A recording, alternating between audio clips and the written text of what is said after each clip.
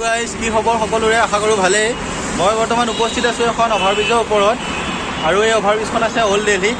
Old দিল্লীত এখনেই overbridge নাই বাৰু, বহুতবিলাক আছে। তাৰে মাজৰ এখনৰ ওপৰত মই আছোঁ, আৰু মই ইয়াত অহা কাৰণটো হ'ল মই ইয়াতে পঢ়ি আছোঁ আৰু মোৰ এক্সাম চলি আছে বৰ্তমান। সেইবাবে মই আহিলোঁ, আৰু এক্সাম খতম হোৱাৰ লগে লগে মই আকৌ ঘৰলৈ যাম, মানে অসমলৈ যাম। মোৰ ঘৰ নগাঁৱত হয়। সোমাই থাকি অলপ ব'ৰ লাগিছিলে, গতিকে ভাবিলোঁ ওলাই যাওঁ অলপ, আৰু আপোনালোককো দেখাওঁ ইয়াৰ জেগাবিলাক কেনেকুৱা এটা ভিডিঅ'ৰ মাধ্যমেদি। আৰু এইটো মোৰ নতুন চেনেল হয়, গতিকে যদি ভিডিঅ'টো চাই ভাল পায় চেনেলটো ছাবস্ক্ৰাইব কৰি দিব। তেনেহ'লে ব'লক গাইজ, এতিয়া ভিডিঅ'টো আৰম্ভ কৰোঁ।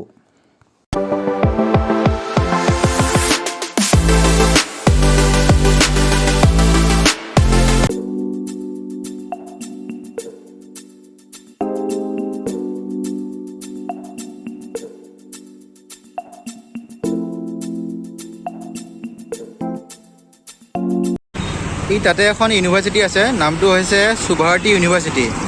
ইয়াতে MBBS কৰিব পাৰে প্ৰাইভেটলি, কিন্তু ইয়াৰ MBBS ফিজটো হৈছে 5 বছৰত 1 কৰোৰ টকা, মানে বছৰি 20 লাখ টকাকৈ।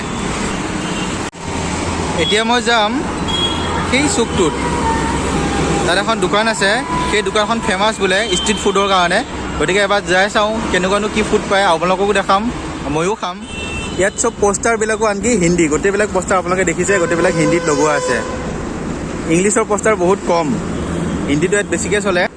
এইখনেই সেই দোকানখন যিখন ফেমাছ হয়।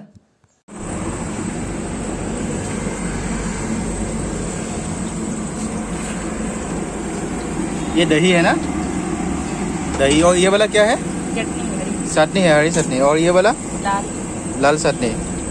अच्छा, और ये गोलगप्पे सूजी वाला या मतलब आटा वाला? नीचे वाले आटे को ऊपर सूजी। ये सूजी से बना है और ये आटे से ना। और यहाँ पे क्या है?